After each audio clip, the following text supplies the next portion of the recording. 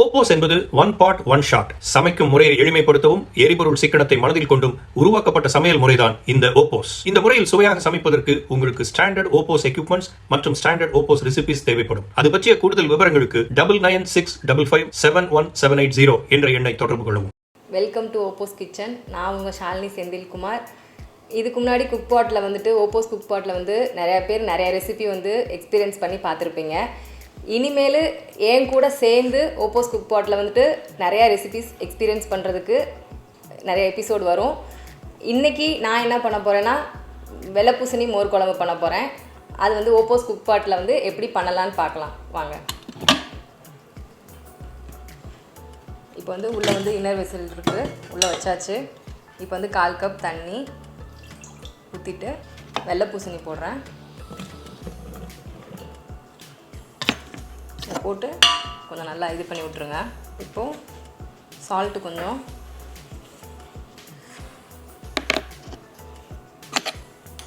மஞ்சத்தூள் கொஞ்சம், இதில் தேங்காய், சீரகம், தால் பருப்பு, அப்புறம் தனியா எல்லாமே ஊற வச்சு அரைச்சிருக்கு. அதை உள்ளே வைக்கிறேன். பச்சை மிளகாலாம் சேர்த்து அரைச்சிருக்கேன். இதில் நம்ம நார்மலாக மோர் குழம்புக்கு தனியாலாம் போட மாட்டோம், மல்லியெல்லாம். ஆனால் இதில் போட்டிருக்கு. எப்படி டேஸ்ட் வருதுன்னு பார்ப்போம் நம்ம. இப்போ இதில் கொஞ்சம் மஞ்சள் தூள் போட்டிருக்கேன் வெள்ளைப்பூசணியில். இப்போ பேலன்ஸான மஞ்சள் தூளும் உப்பையும் அந்த தேங்காய் அரைச்சதில் போட்டுக்கலாம்.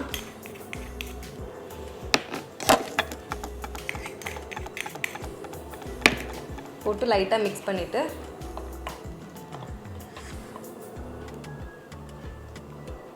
ஓகே, இப்போ குக் பாட்டில் மூடி வச்சிடலாம். இப்போ மெனுவில் போய் வெஜ் மோடில் போயிட்டு ஆன் பண்ணுறேன். 2 மினிட்ஸ் காமிக்குது. 2 மினிட்ஸில் மோர் குழம்பு ரெடி ஆயிரும். நம்ம நார்மலாக மோர் குழம்பு வச்சோன்னா அதை கொதிக்க விட்டால் தெரிஞ்சு போயிடும், அதெல்லாம் இருக்கும். இதில் பார்க்கலாம். இன்னும் மோர் ஊற்றலை, அது எப்படி வருதுன்னு பார்க்கலாம். OPOS முறைப்படி பண்ணுறது. இப்போ நம்ம இந்த குக் பாட்டில் மோர் குழம்பு வச்சுருக்கோம். அந்த கேப்பில் ஒயிட் ரைஸ் வச்சிடலாம். இன்னொரு குக் பாட் வச்சுருக்கேன், அதில் எப்படி வைக்கலான்னு பார்த்துடலாம்.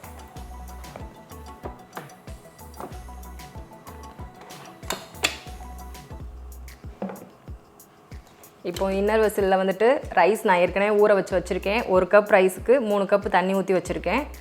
இப்போ இதை நம்ம உள்ளே வச்சுட்டு குக் பாட்டை க்ளோஸ் பண்ணிவிட்டு ஸ்டார்ட் பண்ணுறேன். ஆன் பண்ணியாச்சு. இப்போது 3 மினிட்ஸ் காமிக்குது. 3 மினிட்ஸில் ரைஸ் ரெடி ஆயிரும். 2 மினிட்ஸில் மோர் குழம்பும் ரெடி ஆயிரும். ரெண்டும் கரெக்ட் டயத்தில் ரெடி ஆனதுக்கப்புறம் எப்படி இருக்குன்னு பார்க்கலாம். நான் பிறந்தது மதுரையில், வளர்ந்ததெல்லாம் வாடிப்பட்டியில், படித்தது எல்லாமே வாடிப்பட்டி தான். காலேஜ் நிலக்கோட்டையில் முடித்தேன். ஆஃப்டர் மேரேஜுக்கு அப்புறம் தான் எனக்கு சமையல் பற்றியே தெரியும். அதுக்கு முன்னாடி அம்மா செய்வாங்க, கொஞ்சம் கொஞ்சம் பார்த்துருக்கேன். ரொம்ப கிச்சனுக்குள்ளெல்லாம் போகிற பொண்ணெல்லாம் கிடையாது நான். அப்புறம் கல்யாணத்துக்கு அப்புறம் எங்கள் அத்தை தான் சமையல் கற்றுக் கொடுத்தாங்க எனக்கு. அவங்க சூப்பராக செய்வாங்க. அவங்க முறைப்படி தான் நானும் கற்றுக்கிட்டு இருக்கேன். அப்புறம் OPOS குக் பாட் கேள்விப்பட்டதுலேருந்து அந்த சமையலுக்கு இந்த சமையலில் வித்தியாசம் எப்படி இருக்குன்னு பார்த்ததில் இது கொஞ்சம் ஈஸியாக இருக்குது, அதே மாதிரி தான் இருக்குது. ஆனால் இதில் எப்படி புது எக்ஸ்பீரியன்ஸ் பண்ணலாம் அப்படின்னு சொல்லிட்டு தான் நாங்கள் குக் பாட்டில் சமையல் பண்ண பார்த்தேன். இப்போ அதிலேயே எக்ஸ்பீரியன்ஸ் பண்ணிக்கிட்டு இருக்கோம். இனி என் கூட சேர்ந்தும் நிறையா செலிப்ரிட்டிஸோடையோ இல்லை வீட்டு ஹவுஸ் ஒய்ஃப்ஸோடையோ நிறையா குக் பாட்டில் சமையல் பண்ணி எக்ஸ்பீரியன்ஸ் பண்ணுற மாதிரியும் நம்ம பார்க்கலாம். இப்போ மோர் குழம்பும் ரெடி ஆயிடுச்சு, ரைஸும் ரெடி ஆயிடுச்சு. வாங்க பார்க்கலாம். இப்போ ப்ரெஷர் ரிலீஸ் பண்ணுறேன்.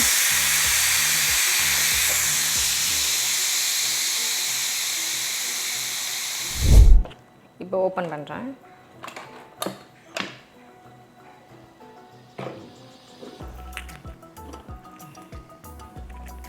இப்போ உள்ளே இருக்கிறத எடுத்துடலாம். இதை மிக்ஸ் பண்ணி விட்டுறேன். இப்போ நம்ம உள்ளே போட்டிருக்க காய் வெந்திருக்கான்னு பார்க்கலாம். நல்லா வெந்திருக்கு, நல்லா மசியுது. இப்போ இதில் நம்ம தேங்காய் வேக வச்சுருக்கோம் இல்லைங்களா, அதை இதில் ஆட் பண்ணிக்கலாம்.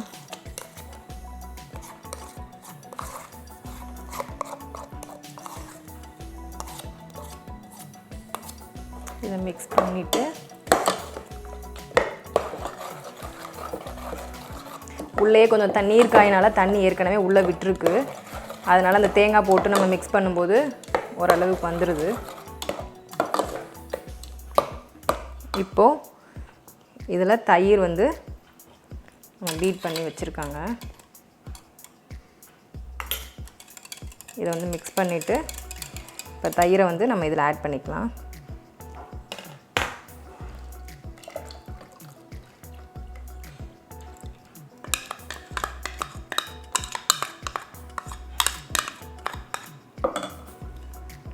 யூஸ்வலாக மோர் குழம்பு வந்து நம்ம வந்து வடைச்சட்டியில் வச்சு அதை நுரக்கட்டை வச்சு அப்படியே இறக்குவோம். இது வந்து இதில் நம்ம தனியாக தான் மோரை சேர்க்குறோம். அந்த சூட்லேயே வந்து அந்த மோரும் இதாகிடுது. ஓகே, மோர் குழம்புக்கான அந்த இது வந்துருச்சு, திக்னஸ் வந்துருச்சு. உங்களுக்கு வேணுன்னா இன்னும் கொஞ்சம் லிக்விடாக வைக்கணும்னா இன்னும் கொஞ்சம் தண்ணி ஊற்றிக்கலாம். இல்லை திக்னஸ் வேணுன்னா அதுக்கேற்ற மாதிரி உங்களுக்கு ஏற்ற மாதிரி தான். இப்போது இதில் வந்து தாளுகை மட்டும் போட போகிறோம். இப்போ அந்த பவுலில் வந்து நம்ம மாற்றிக்கலாம்.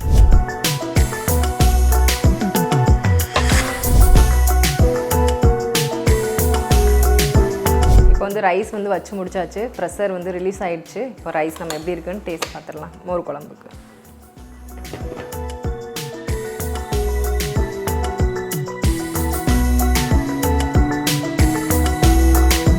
வெள்ளை பூசணி காயும் நல்லா வெந்திருக்கு.